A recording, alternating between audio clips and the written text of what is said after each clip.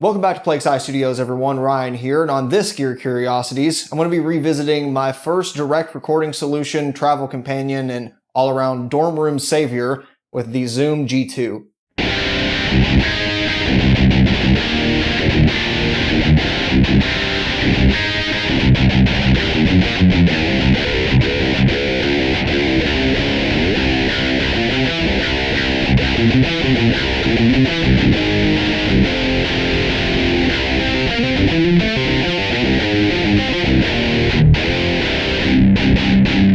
I've spent a number of videos over the past few months evaluating amp modelers that I felt I sort of missed out on during my formative years of guitar playing, so I thought it was about time to once again take a look at a modeler that I actually used 5 to 10 years ago. And with the Zoom G2, I don't have much in the way of history to tell you about because I simply don't know it and I can't really find it.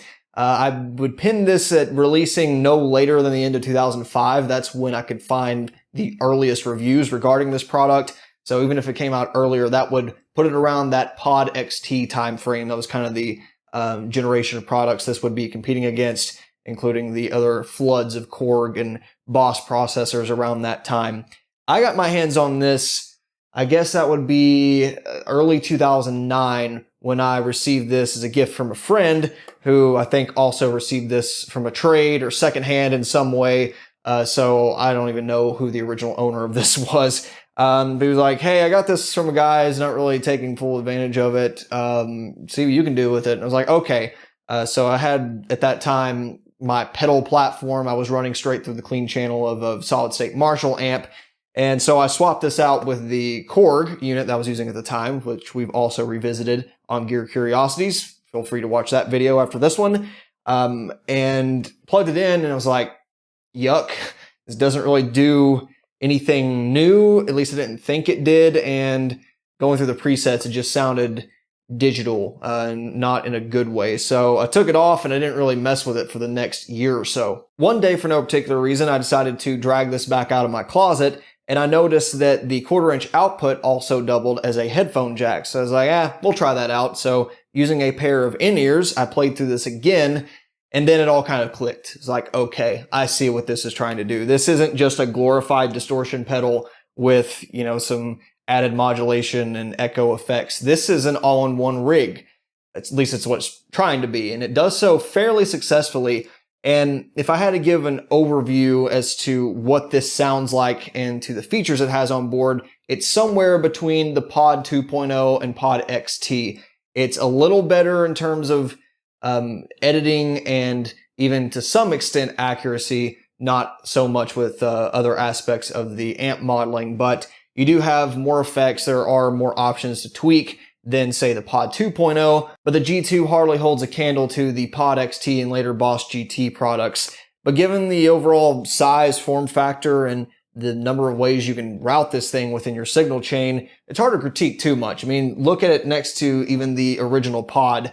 This is already fairly portable, but this thing you can fit in a backpack or a purse for that matter, whereas this you might need something dedicated if you're already kind of full. With this as well, you don't have to worry about a proprietary power supply. This runs off of a standard 9-volt, 300 milliamp PSU, or you can even use 4 AA batteries. Not that I really recommend that. The battery life is pretty good, but with this kind of stuff, you're going to be spending more on batteries over its lifetime than you probably spent on this. Speaking of price, again, I have no idea. I'm hoping this was less than $200, considering that some of the new generation equivalents of this are around that point. But given how equivalent technology tends to get less expensive over time, there's really no telling. What I do remember from the Zoom family of products at that point was there was also a G2.1 that included an expression pedal. Never fear, for this one, you do have a control option as well if you want to plug in another expression pedal. But there were plenty of signature versions of these, including one from George Lynch, from Dave Mustaine.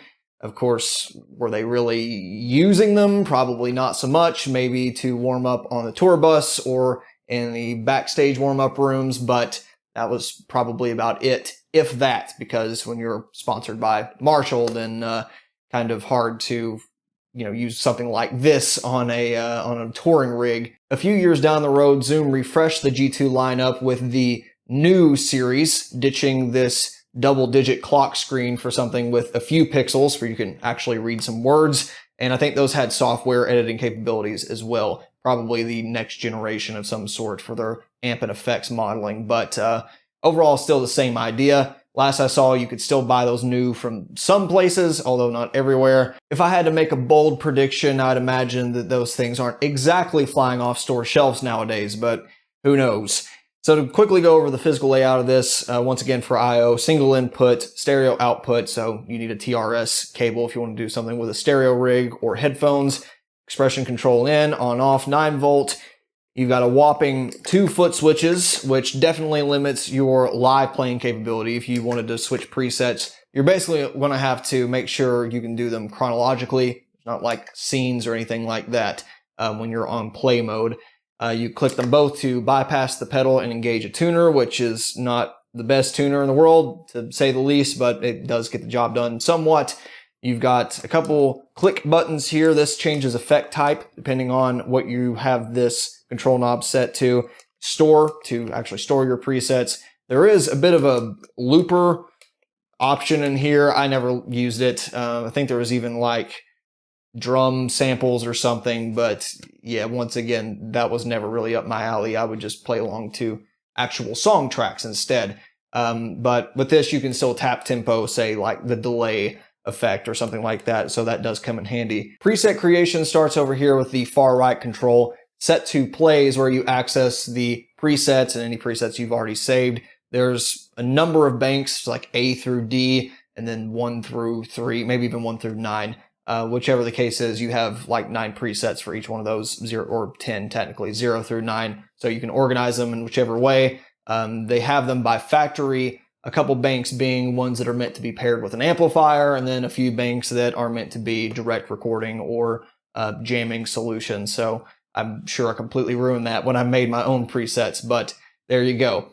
Moving up to the next control here, this is where we actually start to get into the effects. So this is all pre-effects here, starting with a compressor, and this is a real compressor. I mean, you can completely squash your signal to the point of no more musicality being left in your guitar, but it does work quite well. So I tend to have this on for a lot of the clean settings. Next, we have the wah and E effects section, which includes filters and modulations that you might stick before an amp and even before an overdrive, like phasers and auto wahs, that kind of stuff.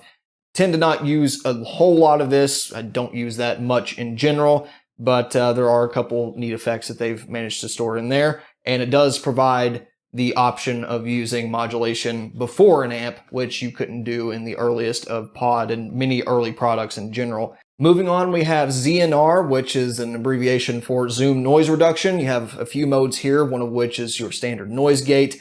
The other is the zoom noise reduction model, which is kind of cool because it just acts as a noise suppressor. And you're going to want to use it because even on some of the breakup crunch amp models, you get some pretty nasty digital fizzy noise in the background. It's not like that traditional amp hum. This is like dial-up modem type of sound in the background. So definitely take advantage of that. It does a good job. It doesn't really affect the DI of the guitar too much until you get to the edge settings. And most of the time by that point, the noise is pretty much squashed. So definitely take advantage of that stuff. The drive section is without a doubt the star of the show. This is your overdrive pedals, fuzz pedals, distortion pedals, as well as the amp modeling, which makes this kind of a confused product in a way. It would have been much nicer to split those two up. I kind of get why they did it. Many early products did it that way. But if you had the ability to use some of these drive pedals in front of the amp models, then it would solve many of the problems I have with this. Assuming you're only going to take advantage of the amp modeling though, you have quite a few to choose from, ranging from a number of Fender amps to dual rectifier, PV5150, JCM 800, and 2000, basically all the staple tones. Again, you're missing some sounds like an orange and some of those breakup to crunch amps that I would have liked to seen in here, but again, for the price and for what they were shooting for, you'll get 80 for 20 out of this. If you did want to use this in front of an amplifier or even better, a stereo amp rig, since this does have stereo outputs, then you can take advantage of the dirt models like the Arbiter Fuzz Face, the Boss OD1, the Boss Metal Zone, and even the Marshall Governor, as well as a couple other proprietary zoom models. And this is, again, one of those things that makes this a bit of a confused product, because on the one hand, I would have liked to be able to stack them with the amp models. On the other hand, if you are using this in front of a single amp, then you kind of lose a lot of the advantages of the onboard stereo effects, which get summed to mono, or you're only going to hear the left or right channel. And then if you want to use the amp modeling and are using it in front of, say, a clean amplifier, then you got to do some other work afterwards to turn off stuff like the cab modeling, which is included. So it's just not a very streamlined process, and I don't like these early budget amp modelers that group every kind of distortion or every kind of amp and drive modeling into one place. It's just very strange. Hopefully they rectified that with the newer series, but it's another thing that later generations of competing products had against this thing. On the drive section, these controls become gain, tone, and level, which in and of itself has plenty of problems, but on the drive section specifically, gain, level makes sense, but not everything has a tone. Amplifiers generally don't have a single tone control, and many of those pedals I mentioned either have a tone stack or none at all, so you have to either take it 0 or noon, whichever's closest to the baseline pedal.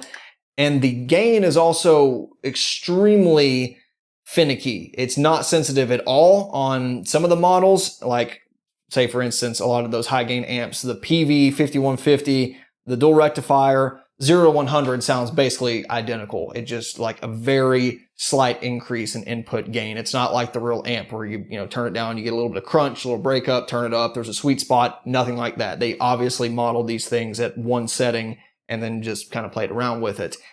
Fortunately, you do have EQ with the next section where this becomes bass, middle, treble, but again, it's not authentic tone stacks. It's just what sounds like a shelving feature, kind of hi-fi tone controls, and it definitely doesn't react how a real amp would, where, with some amps you turn up mids and it pushes the gain a little bit, or especially treble, you roll off bass and it tightens it up. That just does not happen on this whatsoever.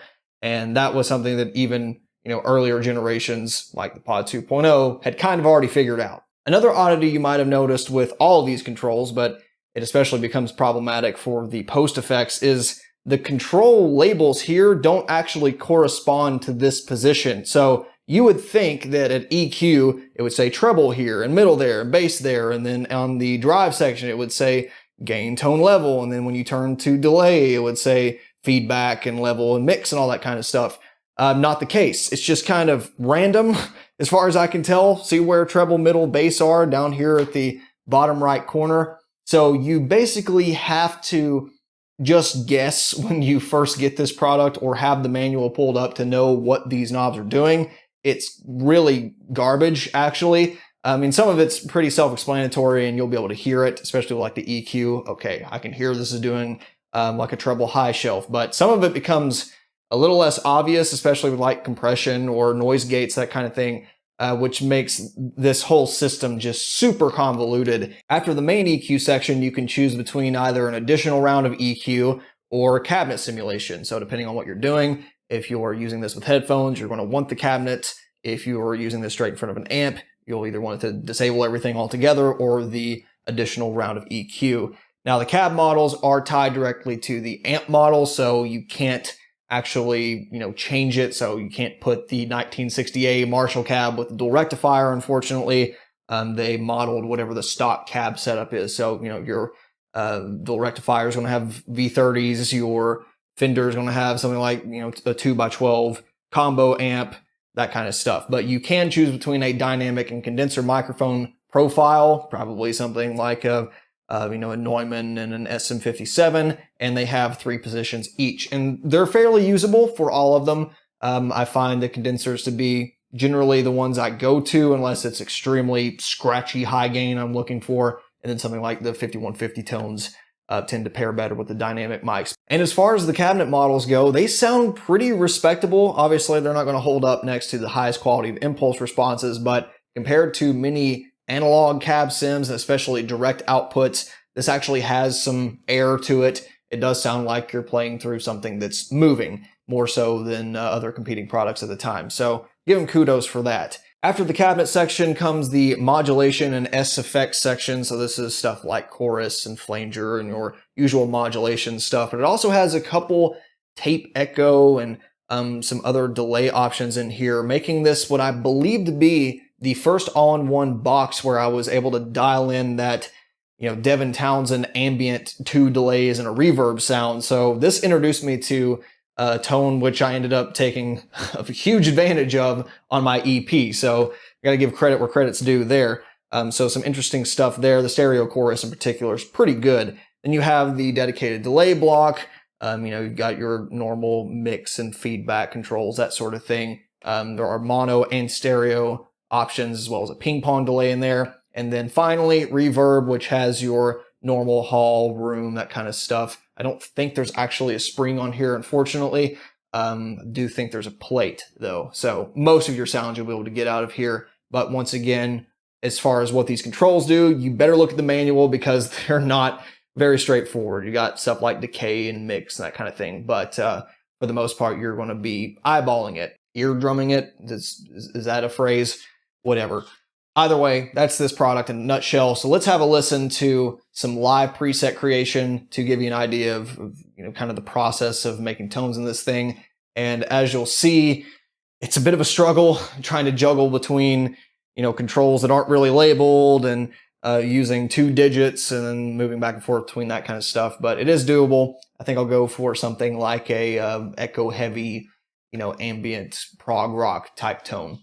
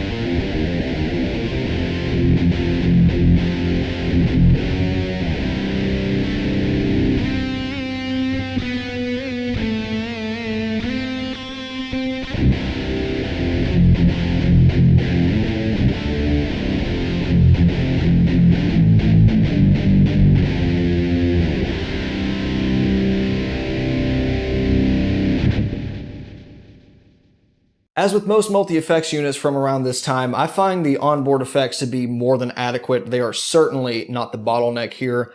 They're obviously not modern Line 6 or Fractal Audio effects quality by any means, but compared to the drive and amp modeling, they are very serviceable. This wouldn't be the first thing I grabbed to record with today for those effects, but they very much do the job, and so they've aged quite well, I think.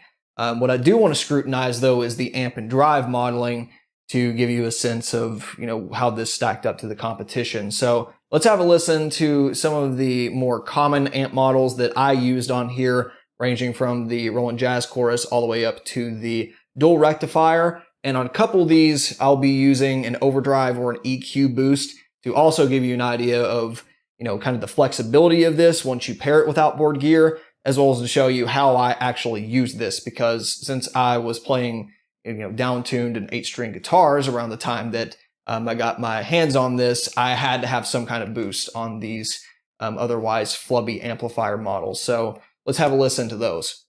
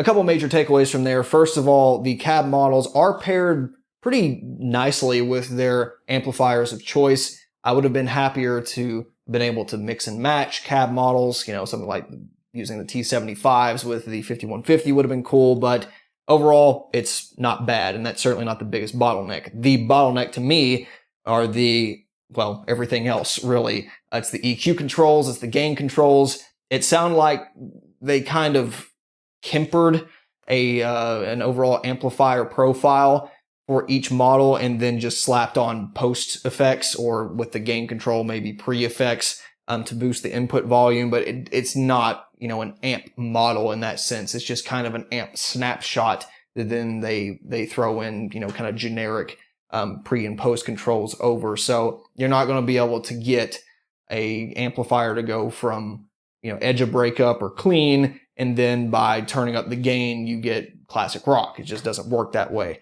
You can hear that with the JCM 800, with the Mark III, especially like the Fender amps. There's one of the Tweed Deluxe in here that's it's dirty all the time, and that's not how the Tweed works. There's a sweet spot where you can, get it to do both. The overall amp modeling quality pretty much follows the standard model you'll see for amp modelers of this time period. The cleans are pretty damn respectable.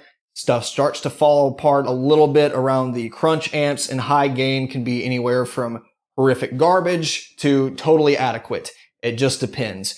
Like the Roland Jazz Chorus, it sounds awesome. That's what I use as my clean sound for most of my time with this unit. Some of the crunch stuff, like the Mark III, that does not sound like a Mark III. I'm pretty sure they chose to model the combo amp with a 10-inch speaker in it, which explains a lot. It just does not sound like a Mark III, especially does not control like one. Why you pretty much have to boost it to get something resembling the boogie tone. And then, like the JCM 800's all right. The dual rectifier, I think, is the best high gain model on here. I was going to show the JCM 2000, but it sucks in my opinion. And the 5150 is an amp model that, depending on your guitar, is capable of being just one of those plug straight in jam. It does capture that quality of the 5150 pretty nicely, but it is a little hissy, a little thin for my taste. But if you had real EQ controls, you could solve that. But alas, we're stuck with a weird like tilt tone control thing and then hi-fi of some sort after that. So it's all right. It's really not as bad as it should be, frankly, for what this is and for, again, what I imagine they were charging for this around that time period. Now let's have a listen to the onboard drive models through a real amplifier. We'll be using my Cherry Tone Gargoyle again as the pedal platform, set to, that more or less flat, clean tone through the low input. Be using a Friedman impulse response on this one, and I'll be demoing the fuzz, overdrive, and Marshall Governor bluesbreaker type sound, as well as the metal zone for shits and giggles, and we'll see if this produces something that is a little authentic, maybe.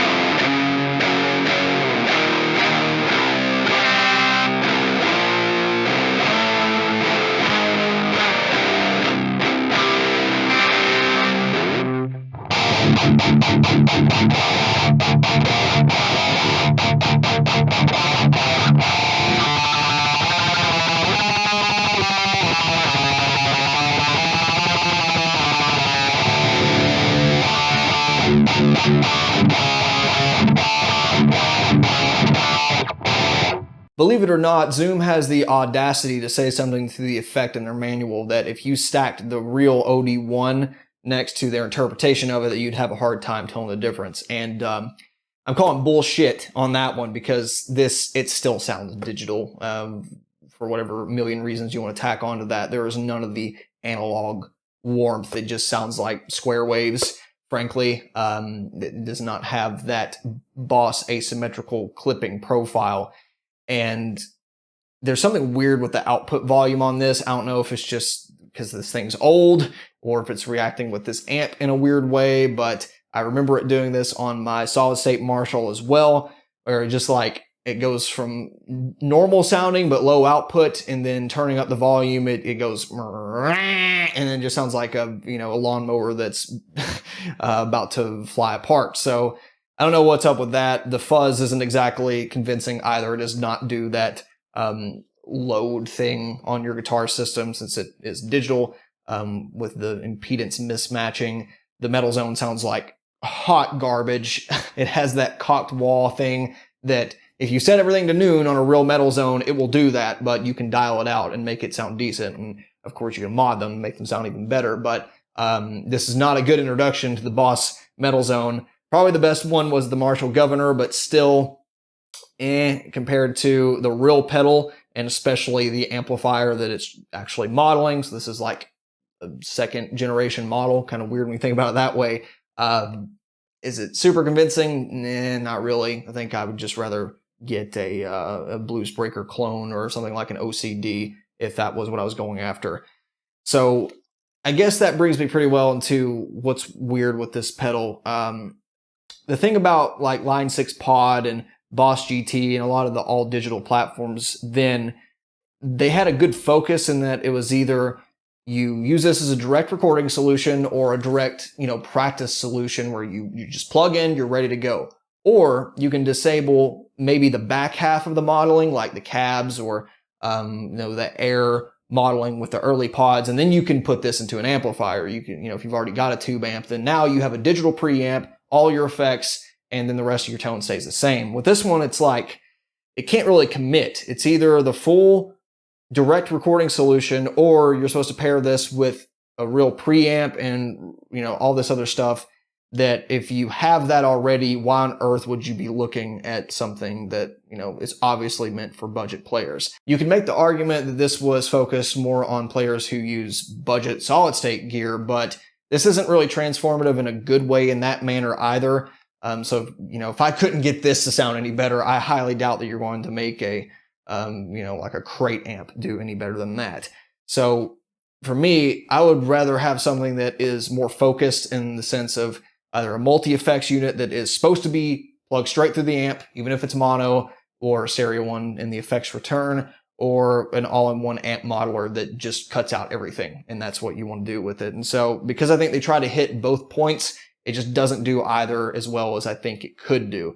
Maybe the later generations solve some of that, but I don't have one to tell you either way. The biggest bottleneck for me in the way that I used this for years was the fact that you couldn't stack any of the overdrive models or use an EQ or boost before the amp models.